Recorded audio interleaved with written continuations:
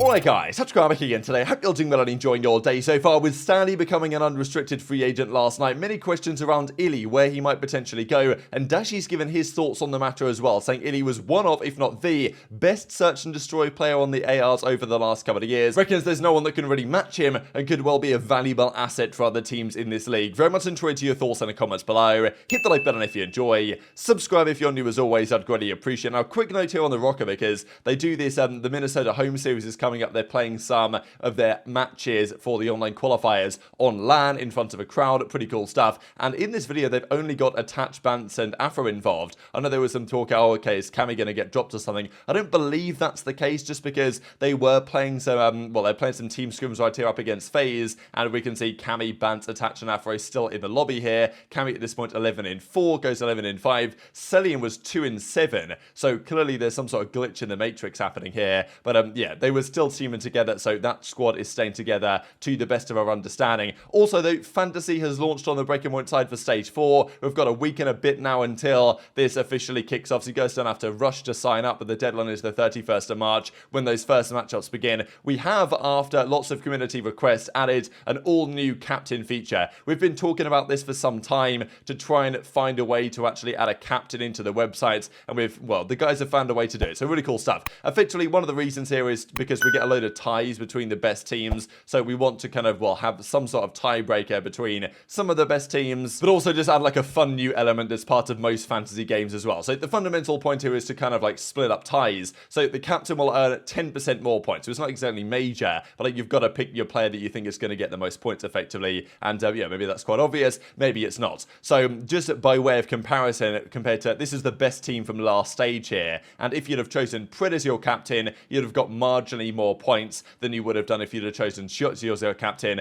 So, you know, that's the way it goes now. And it gives you this beautiful little, you know, gold outline here on your captain player. So this is the team I've gone for. I've gone for Attach, who was only $4, so I'm hoping for a bounce back stage from them. I'm looking at Vegas as well, and Vegas actually have probably the easiest run of qualifiers they could hope for this stage. They really need, I think, Vegas to go like 4-1 this stage. They play some very beatable teams. I think they play Toronto first, maybe, and after that they play all the beatable teams. Like, I think they play London, they play Los Angeles Guerrillas, they play Florida, like they play all those teams that they could and potentially should beat. And if they do, they can put a lot of points on the board. But we'll see about that one. Drazah on Thieves, I'm expecting a bounce back from him individually. And then I've just captained Pred, because it seems right now that's probably a sensible move. So if you guys want to get involved, completely free. I think we've got $400 split across the best teams that you guys choose over the course of the major cycle. That's for the entire major as well, the qualifiers, and the major, which is unfortunately in front of no fans. Also, I did mention the other day this player SnD, right, who was getting to the top of the ranked play leaderboards, and I thought that he was, as he indeed is, right, a player for Falcons, the Saudi Arabian team. They put a statement out last night because it seems like he's been shadow banned by their reporting system. Now, I think people have watched his gameplay. I haven't seen much of his gameplay to say either way, whether he's like blatantly cheating or something, but I imagine that maybe people have been reporting him,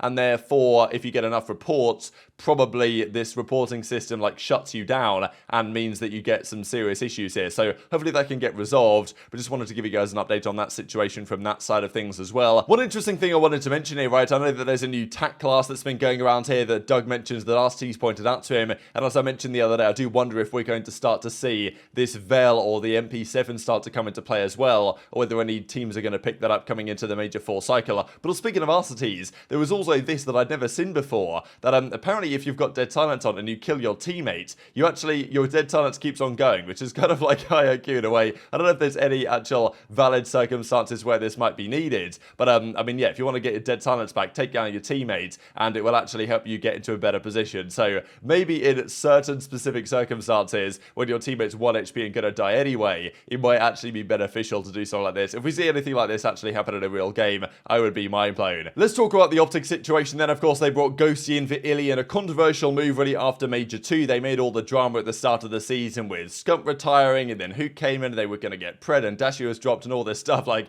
it was absolute chaos in late December through to early January. Now, though, it seems like they've got a more stable situation, but iLLeY, we really don't know what's going on there. We know he was back in India for a brief period of time. Don't know if that's still really the case or not. He might still be. He might have come back now. There's been talk over the last few days, could Ziddy come in as their sub? Like, is there some other options there? Like, Scump probably doesn't really want to do it, so I guess iLLeY is still there as their full-time sub, and I believe that is the case. However, how good actually is iLLeY in this team in the early part of the season? How good was he? How good could he still be going forwards, and what is the future of iLLeY? Because there's loads of players right now, even in different esports like Ye from Cloud9 and Valorant, that it's difficult to see what their future is. They, you know, obviously phenomenal players on their day, and iLLeY always known as a great search and destroy player from back in the day in the search and destroy Shotzzy used to do, all the way back from Black Ops 3 and even prior to that one. Like, yeah, really fun player to watch at his best, but still, ever since he's come into the league, despite having good success on the Dallas Empire days especially, won the World Championship in that year, iLLeY hasn't quite been the same player that I expected him to be, maybe. To be honest, if you look at his career, yes, he's won a fair bit, but it's been somewhat underwhelming compared to, you know, Simp, compared to Cellium.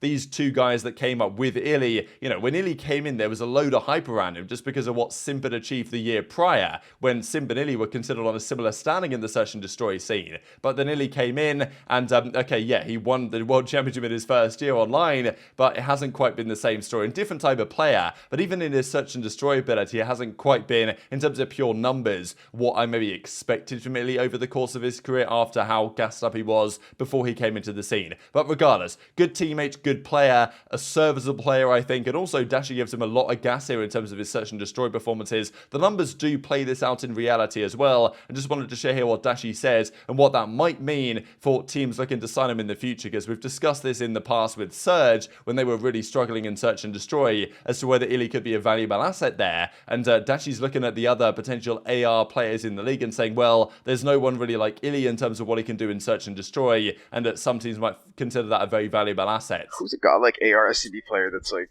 who's nasty at search?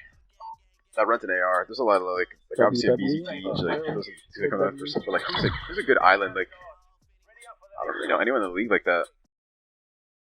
I guess Austin. Maybe the SnD go? Yeah, nah, Ender wasn't like the, I was just talking like strictly like island, like or like strictly like lurking type like AR players. Ender kinda did everything. He could do it, but like in the league though today, like I don't really know anyone that's like that. Because a good like island player will one, you like it's good to know like when to do it, and also like good to know like it depends on the situation.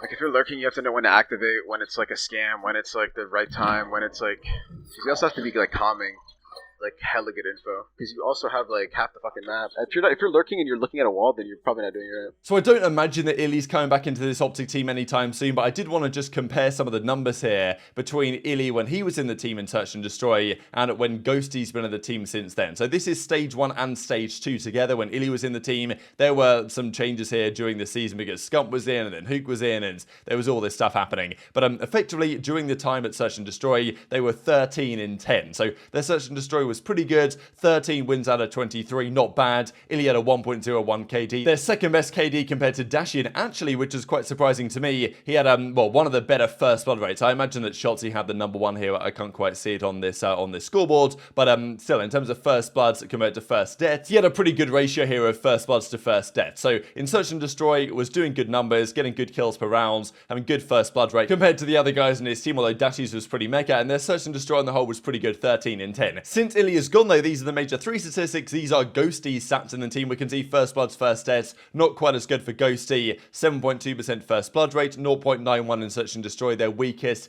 technically in that game mode, and their search is 7 in 8. So look, don't get me wrong, Ghosty's obviously been a massively positive force in some aspects for this team. We know that he's getting more, it seems, out of Shotzzy, and the fact that he's able to take the in-game leadership stuff off Shotzi's plate does seem to have helped them quite a lot, and their hardpoint is arguably best in the game status right now, 14 in 6. Their control, not particularly good with iLLeY, they were 6 in 10, not particularly good since iLLeY's gone, 5 in 8, and in search and destroy though, they are notably a little bit worse. I think their SnD has been a bit weaker, maybe the ice and the clutch factor hasn't quite been there. Their hardpoint is taking them further, but their search has regressed, I would say, a little bit. Maybe they can sort that over time, but I think that Dashy's right to say that iLLeY was a key reason why their search and destroy was particularly good. And to me, it's really about closing out these games right. The fact that OpTic have a 1.1 1.11 KD in Search and Destroy, but yet they're 7 and 8. Like, look at these numbers. Shotzzy's 1.04, which, you know, for an SMG is always going to be pretty good. Huke has a 1.24. Dashy has a 1.26. Ghosty's, okay, 0.9.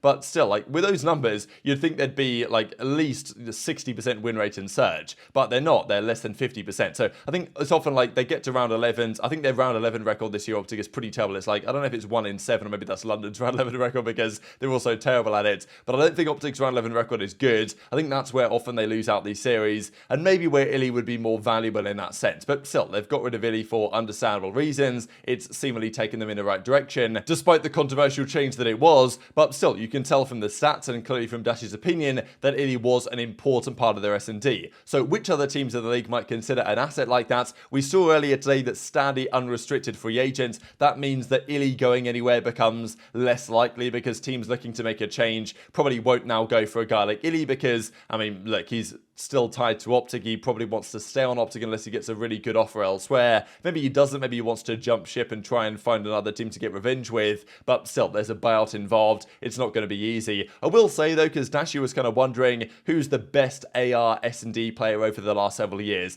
To me, that title probably has to go to Insight. Yes, this stage's SnD numbers weren't spectacular, but ever since Insight's come into the league, his Search and Destroy has been impeccable. His, like, clutch ability as well. These were his numbers in Search and Destroy, especially back in Cold War when he came in as a rookie. He had 0.86 kills per round, best in the league for his role, 1.56 KD in Search and Destroy over, well, not the entire season, but for the first 11 matches he played in the Toronto colours, like, these were his numbers, and an 18% first blood rate. He had the highest SnD KD, highest SnD kills per round in the entire league, like 4th best first bloods, and obviously he went 1 for 1 in event wins since he joined the team at the time. So yeah, pretty incredible debut from Insight, but I think he's kept up that incredible Search and Destroy level over the last couple of years. So to me, he kind of takes the cake in that sense, but still, teams like Surge, other teams, maybe Subliners are another example, right? Would a Subliners change Priest over iLLeY make them better? I think there's an argument to say that it would, because their Search and Destroy has been pretty lackluster.